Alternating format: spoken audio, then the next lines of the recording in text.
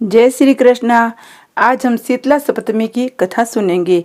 शीतला सप्तमी जो चैत्र मास के कृष्ण पक्ष की सप्तमी तिथि को कहती हैं। इस बार शीतला सप्तमी 1 अप्रैल को है। इस व्रत को माता अपने बच्चों के लिए रखती है। इस दिन पूजा के बाद शीतला माता की कथा जरूर सुने। जय शीतला माता की जय। एक गांव में ब्राह्मण दंपति रहते थे। दंपति के 2 बेटे और 2 बहुएं थी। दोनों बहुओं को लंबे समय के बाद बेटे हुए। इतने में शीतला सप्तमी का पर्व आया। वे इस पर्व को मनाने लगे। घर के पर्व के अनुसार ठंडा भोजन तैयार किया गया। दोनों बहुओं ने मन में विचार आया कि यदि हम ठंडा भोजन करेंगे तो हमारे बच्चे बीमार हो जाएंगे। बेटे भी अभी बहुत छोटे हैं। इस कुविचार के कारण दोनों बहुओं ने पशुओं के दाना तैयार करने के बर्तन में गुपचुप 2 बाटी तैयार कर ली। सास बहू शीतला की पूजा करके आई। शीतला माता की कथा सुनी। बाद में सास तो शीतला माता के भजन करने के लिए बैठ गई। दोनों बहुएं बच्चों के रोने का बहाना बनाकर घर आई। दाने के बर्तन से गर्मा गर्म रोटला निकाले, चूरमा किया और पेट भर खा लिया। सास ने घर आने पर बहुओं से भोजन करने के लिए कहा। बहुएं ठंडा भोजन करने का दिखावा करके घर के काम में लग गई। सास ने कहा, बच्चे कब से सोए हैं, उन्हें जगाकर भोजन करा दो। बहुएं जैसे ही अपने बेटों के पास जगाने गई, उन्होंने उन्हें मर्त पाया। ऐसा बहुओं की करतूतों के फलस्वरूप शीतला माता के प्रकोप से हुआ था। बहुएं विवश हो गई। सास ने घटना जानी तो बहुओं से झगड़ने लगी। सास बोली, तुम दोनों ने अपने बेटों के बदौलत शीतला माता की अवहेलना की है, उसे नाराज किया है, इसलिए अपने घर से निकल जाओ। बेटों को जिंदा सवस लेकर ही घर पर पैर रखना। अपने अपने बेटों को टोकरे में सुलाकर दोनों बहुएं घर से निकल पड़ी। जाते जाते रास्ते में एक जीर्ण वृक्ष आया। ये वृक्ष खेजड़ी का वृक्ष था। इसके नीचे ओरी और शीतला दोनों बहनें बैठी थी। दोनों के बालों में विपुल प्रमाण में जूं हो रही थी। बहुओं ने थकान के अनुभव भी किया था। दोनों बहुएं ओरी ओ माता और शीतला माता के पास आकर बैठ गई। उन दोनों ने शीतला और ओरी के बालों से खूब सारी जुएं निकाली। जुओं का नाश होने से ओरी और शीतला ने अपने मस्तक में शीतलता का अनुभव किया। कहा, तुम दोनों ने हमारे मस्तक को शीतल और ठंडा किया है। वैसे तो तुम्हें पेट की भगवान शांति मिले। दोनों बहुएं एक साथ बोली, पेट का दिया वही लेकर हमारी मारी भटकती है। परंतु शीतला माता के दर्शन हुए नहीं है। शीतला माता ने कहा, तुम दोनों पापिन हो, दुष्ट हो, दुराचारणी हो, तुम्हारा तो मुंह देखने योग्य भी नहीं हो। शीतला सप्तमी के दिन ठंडा भोजन करने के बदले तुम दोनों ने गरम गरम भोजन बनाया और गरम भोजन खाया। ये सुनते बहुओं ने शीतला माता जी को पहचान लिया। देवरानी जेठानी ने दोनों माताओं का वंदन किया। गिड़गिड़ाते हुए कहा, हम तो भोली भाली है। दोनों ने माता का पैर पकड़ लिया।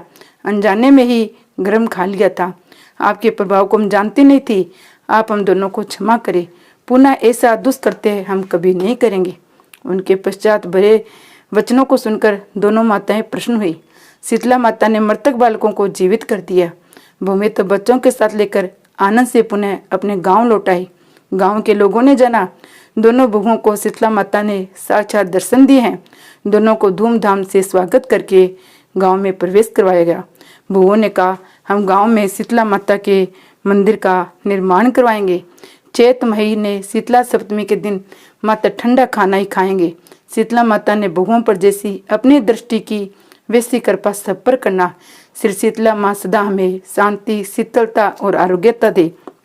जय शीतला माता की जय। एक कथा आपको कुमारिन की और सुनाती हूँ। ये कथा बहुत ही पुरानी है।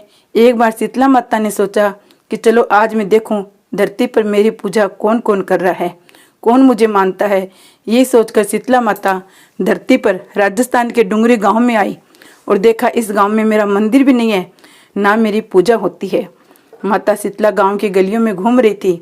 तभी एक मकान के ऊपर से किसी ने चावल का उबला हुआ पानी नीचे फेंका। वह उबलता पानी शीतला माता के ऊपर गिरा, जिससे शीतला माता के शरीर में छाले फंफोले पड़ गए। शीतला माता के पूरे शरीर में जलन होने लगी। शीतला माता गांव में इधर उधर भाग भाग के चिल्लाने लगी, हाय मैं जल गई, मेरा शरीर तप रहा है, जल रहा है, कोई मेरी मदद करो।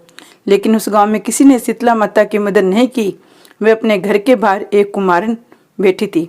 उस कुमारी ने देखा, अरे ये बूढ़ी माई तो बहुत जल गई है। इसके पूरे शरीर में तपन है, इसके पूरे शरीर में छाले पड़ गए हैं। ये तपन सहन नहीं कर पा रही है। तब उस कुमार ने कहा, माँ तू यहाँ आकर बैठ जा, मैं तेरे शरीर के ऊपर ठंडक पानी डालती हूँ। कुमार ने उस बूढ़ी माई के ऊपर खूब ठंडा पानी डाला। बोली, हे माँ, मेरे घर में रात की बनी हुई राबड़ी रखी है, थोड़ा दही भी है, तो दही और राबड़ी खा ले। जब बूढ़ी माई ने ठंडी आटे की रोटी राबड़ी खाई तो उसके शरीर को ठंडक मिली। तब उस कुमार ने कहा, माँ बैठ जा, तेरे सिर के बाल बिखरे हुए हैं, ला मैं तेरी चोटी गूंद देती हूँ। कुमारन माई की चोटी गूंदने लगी, कंघी कांग से बालों में करती रही। अचानक कुमारन की नजर उस बूढ़ी माई के सिर पर पीछे पड़ी तो कुमारन ने देखा एक आंख वालों के अंदर छुपी हुई है। ये देखकर वह कुमारन डर के मारे घबराकर भागने लगी। तो उस बूढ़ी माई ने कहा, रुक जा बेटी, तू डर मत, मैं कोई भूत प्रेत नहीं हूँ, मैं शीतला देवी हूँ। मैं तो इस धरती पर देखने आई थी कि मुझे कौन मानता है, कौन मेरी पूजा करता है।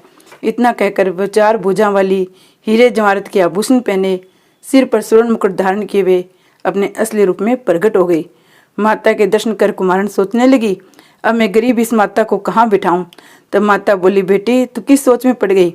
तब उस कुमार ने हाथ जोड़कर आंखों में आंसू भरते हुए कहा, माँ मेरे घर में तो चारों तरफ दरिद्रता बिखरी हुई है, मैं आपको कहाँ बिठाऊं।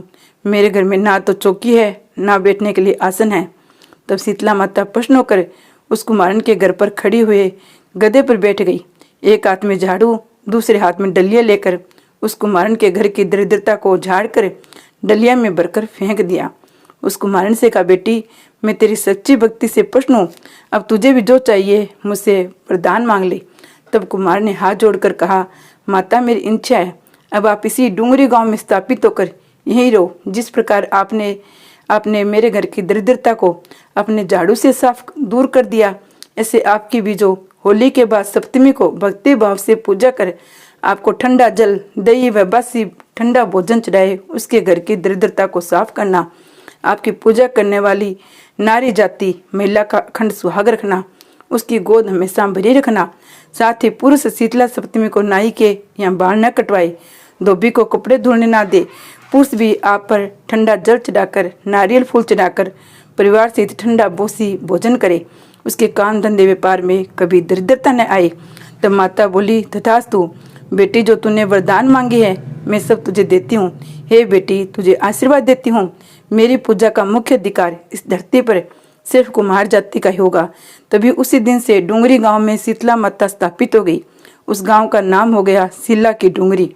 शीला की डूंगरी में शीतला माता का मुख्य मंदिर है। शीतला समुद्र पर वहाँ बहुत विशाल मेला भरता है।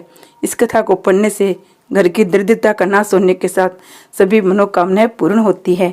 जय शीतला माता की जय। जय डूंगरी के शीतला माता की जय। शीतला माता की कहानी के बाद हम गणेश जी की कहानी सुनते हैं। एक ब्राह्मण का लड़का विनायक जी की खूब ही सेवा करता। उसकी माँ उससे बहुत लड़ती और कहती, ये सेवा पूजा छोड़कर काम धंधा करो, सेवा पूजा काम नहीं आएगी, रोज झगड़ा होता। एक दिन लड़का विनायक जी का नाम लेकर घर से निकल गया। सोचा आज विनायक जी से मिलकर ही इसका उपाय पूछूंगा, तभी वापस घर आऊंगा। लड़का बियाबन जंगल में पहुंच गया। विनायक जी ने सोचा ये मेरा नाम लेके घर से निकला है, इसे बाघ वगैरह न खा जाए, इससे तो बचाना ही पड़ेगा। बूढ़े ब्राह्मण का भेद धरकर विनायक जी आए और बोले, लड़के कहाँ जा रहे? लड़का बोला, विनायक जी के लिए जा रहा हूँ। विनायक जी ने बोले, कहाँ मिलेंगे? तो लड़का बोला, जहाँ भी मिलेंगे वहीं जाऊंगा, पर जरूर जाऊंगा। विनायक जी ने उसके प्रण से बहुत प्रभावित हुए, उसको दर्शन दिए और बोले, मैं विनायक जी हूँ, बोल क्या चाहता है, कुछ मांग। तो लड़का बोला, मैं तो मांगना ही नहीं जानता, क्या मांगू? विनायक जी बोले, फिर भी क्यों आया है, तो सोच विचार से के लड़का बोला, घोड़ी की लगाम मांगू, ऊंचो गजराज को, मेल मांगू, मालिया मांगू, ढोलो हिंगराज को, पुरसन वाली ऐसी मांगू, जाने फूल गुलाब को। विनायक जी बोले, लड़का तू तो बहुत ही चतुर निकला, अनजान बनकर सब मांग लिया, पर कोई बात नहीं, ऐसा ही हो जाएगा। लड़का वापस घर आया तो देखा पिड्डे पर एक छोटी सी दुल्हन बैठी है। घर में बहुत ही धन दौलत, हाथी घोड़ा लाव लश्कर है।